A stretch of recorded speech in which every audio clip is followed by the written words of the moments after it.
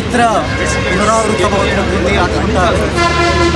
నిన్నటి పరిణామాలు ఈరోజు పరిణామాన్ని చూస్తే నాకు 69 జ్ఞాపకం వస్తున్నది, నాకు చెప్పల్ బజార్ వీధులు జ్ఞాపకం వస్తున్నాయి, నాకు సిద్ధంబెం బజార్ జ్ఞాపకం వస్తున్నది, నాకు గౌలిగూడ జ్ఞాపకం వస్తున్నది. తమ ఇంట్లోంచి బయట నిలబడి ఏం జరుగుతున్నది అని చూస్తున్నటువంటి వాళ్ళపైన కాల్పులు జరిగినటువంటి రోజులు జ్ఞాపకం వస్తున్నాయి. తమ ఇంట్లోంచి బయటకు వచ్చి సమూహాలుగా నిలబడుతున్నటువంటి వాళ్ళని పోలీస్ వ్యాన్ వచ్చి ఎక్కించేసుకొని తీసుకుపోతున్నటువంటి రోజు జ్ఞాపకం.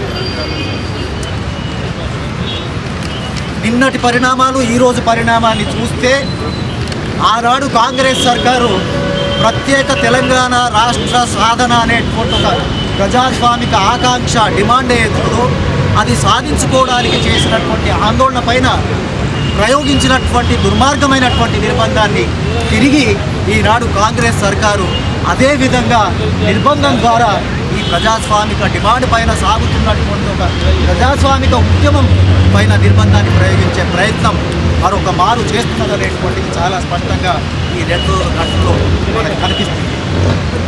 ఉస్మానియా యూనివర్సిటీ పరిణామాలు కావచ్చు, సిద్దిపేట పరిణామాలు కావచ్చు, కరీంనగర్లో జరుగుతున్నటువంటి పరిణామాలు కావచ్చు, చాలా స్పష్టంగా ఈనాడు మన ముందు చెబుతున్న విషయం ఏంటి అంటే కాంగ్రెస్ సర్కారు లేనిగా ఈ తెలంగాణ ఉద్యమాన్ని ఏదో ఒక పద్ధతిలో అణిచివేస్తాను తప్ప చర్చల ద్వారా కానివ్వండి, ప్రజాస్వామిక ప్రక్రియ పద్ధతిలో కానివ్వండి ఈ సమస్యని మేము పరిష్కరించేది లేదు.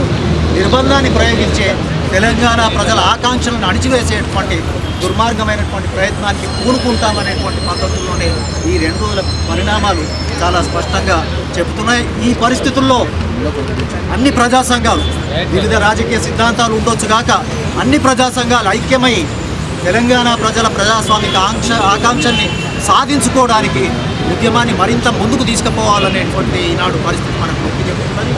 రేపు రాబోయేటువంటి పరిణామం ప్రభుత్వము కాంగ్రెస్ ప్రభుత్వం తేపతేపకు చెప్తూ ఉంటుంది, అయ్యా ఓ ఎంఎల్ పార్టీలకు సంబంధించిన వాళ్ళారా, ఓ నక్సలైట్లారా, మీరు ఓ ఎలక్ట్రల్ ప్రాసెస్లో రాండి, మీరు ఈ డెమోక్రాటిక్ ప్రాసెస్లో రాండి, మీరు మెయిన్ స్ట్రీమ్ పాలిటిక్స్లో రాండి అని పదే పదే చెబుతూ ఉంటుంది. ఈనాడు మెయిన్ స్ట్రీమ్ పాలిటిక్స్లో ఉన్నటువంటి